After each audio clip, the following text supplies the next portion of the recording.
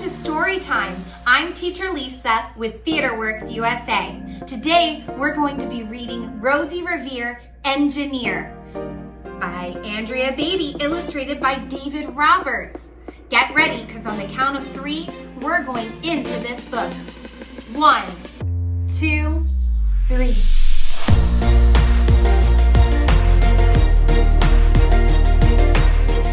How exciting! Rosie Revere, Engineer. This is the story of Rosie Revere, who dreamed of becoming a great engineer. In Lila Greer's classroom at Blue River Creek, young Rosie sat shyly, not daring to speak. But when no one saw her, she peeked in the trash for treasures to add to her engineer's stash. And late at night, Rosie rolled up her sleeves and built in her hideaway under the eaves. Alone in her attic, the moon high above, dear Rosie made gadgets and gizmos she loved. And when she grew sleepy, she hid her machines far under the bed where they'd never be seen. When Rosie was young, she had not been so shy. She worked with her hair swooping over one eye and made fine inventions for uncles and aunts, a hot dog dispenser and helium pants. The uncle she loved most was Zookeeper Fred. She made him a hat to keep snakes off his head, from parts of a fan and some cheddar cheese spray, which everyone knows keeps the pythons away.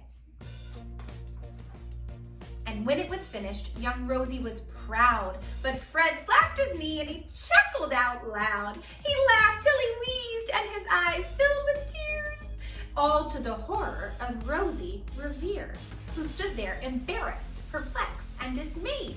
She looked at the cheese hat and then looked away. "I love it," Fred hooted. "Oh, truly I do." But Rosie Revere knew that couldn't be true. She stuck the cheese hat on the back of her shelf, and after that day kept her dreams to herself. And that's how it went until one autumn day, her oldest relation showed up for a stay. Her great-great-aunt Rose was a true dynamo who'd worked building airplanes a long time ago.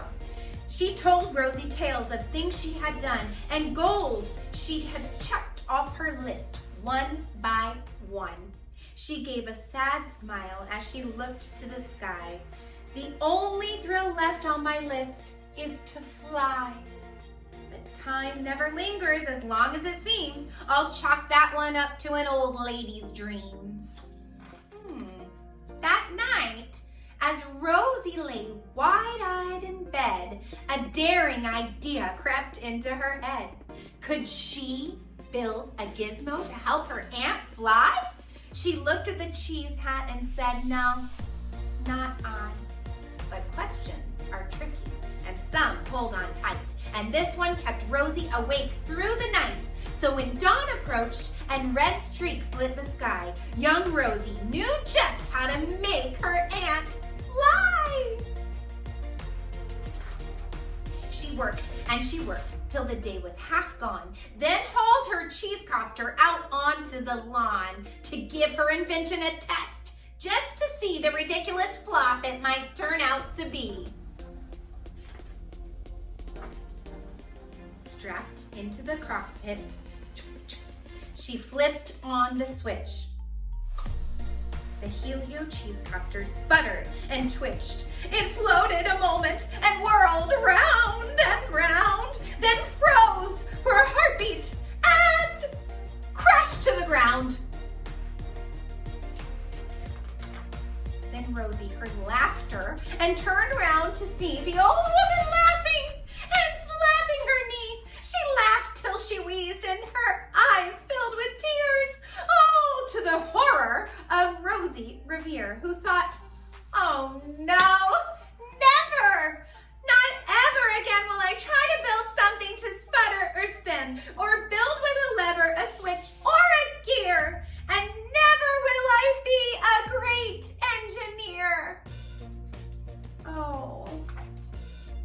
She turned round to leave, but then Great Aunt Rose grabbed hold of young Rosie and pulled her close and hugged her and kissed her and started to cry. You did it! Hooray! It's the perfect first try! This great flop is over. It's time for the next. Young Rosie was baffled, embarrassed, perplexed. I failed, said dear Rosie. It's just made of trash. Didn't you see it? The cheese copter crashed. Yes, said her great aunt. It crashed. That is true. But first, it did just what it needed to do. Before it crashed, Rosie, before that, it flew. Your brilliant first flop was a raging success. Come on, let's get busy and on to the next. She handed a notebook to Rosie Revere, who smiled at her aunt as it all became clear. Life might have its failures, but this was not it. The only true failure can come when you quit. They worked till the sun sneaked away to its bed. Aunt Rose tied her scarf around Rosie's head and sent her to sleep with a smile ear to ear to dream the bold dreams of a great engineer. At Blue River Creek, all the kids in grade 2 build gizmos and gadgets and doohickeys too. With each perfect failure, they all stand and cheer, but none quite as proudly as Rosie Revere. The end. Thank you so much for joining us for Storytime with Teacher Lisa and Theaterworks USA.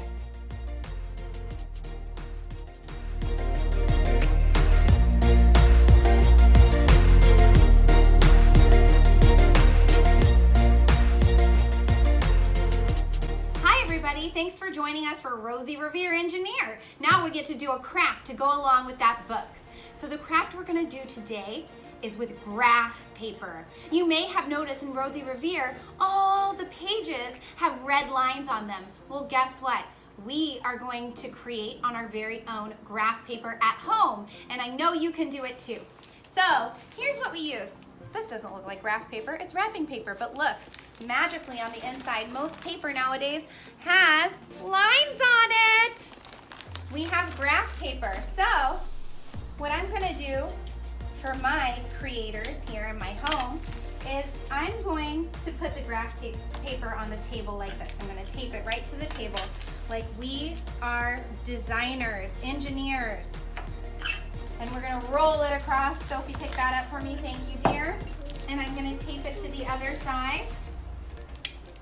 And this is going to act as our blueprint.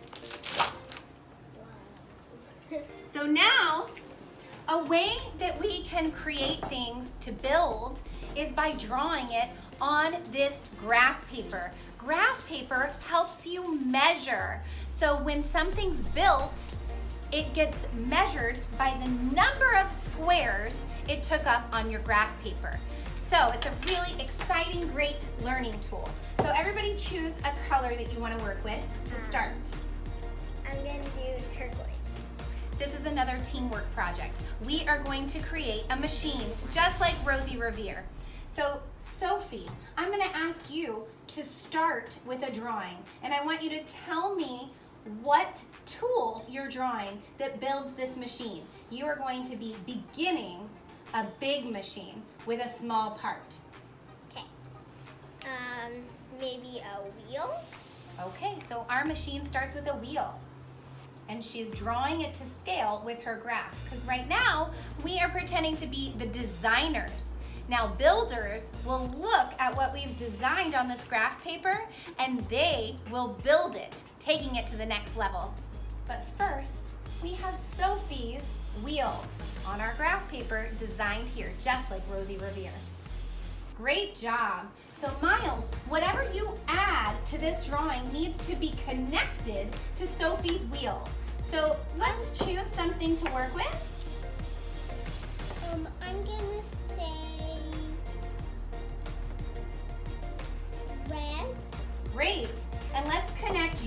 tool to her wheel? I'm gonna say it's gonna go in the sky, and to land it needs to use its wheel.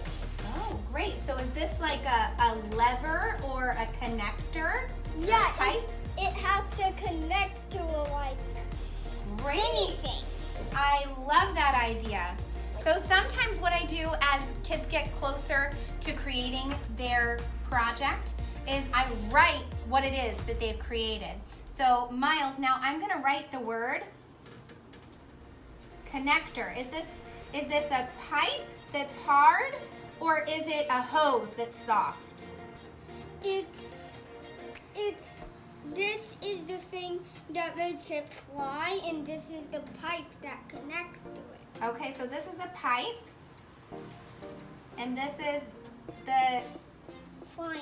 connector, and this is the flying thing. Okay, so we want to make sure that we notate all of these things that they're saying. All right, Sophie, let's connect more to our machine. Let's keep building together.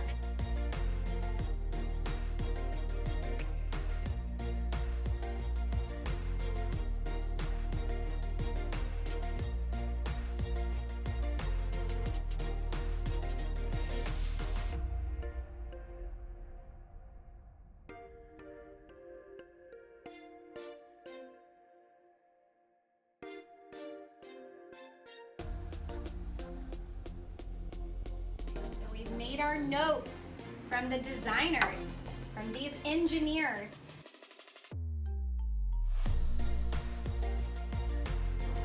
Miles and Sophie, what is a problem that needed to be solved that we couldn't solve without this machine?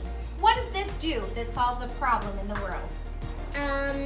Miles, do you want to say? It makes people like get to a big trip together. Yeah, it can fly and drive at the same time, and no one can really, and no one has ever done that before. Great idea, you guys. You solved a problem. Something that couldn't be done before that we can now do because of your engineering and design. Great job, everybody. So I'm gonna take this engineering design and I'm gonna put it up in our home so that we can always remember that we worked together to create this machine. And then maybe the next step is trying to build it with used objects. Bye, everybody. Have a great day. It was so good seeing you, and we look forward to hearing what you created with your engineering activity.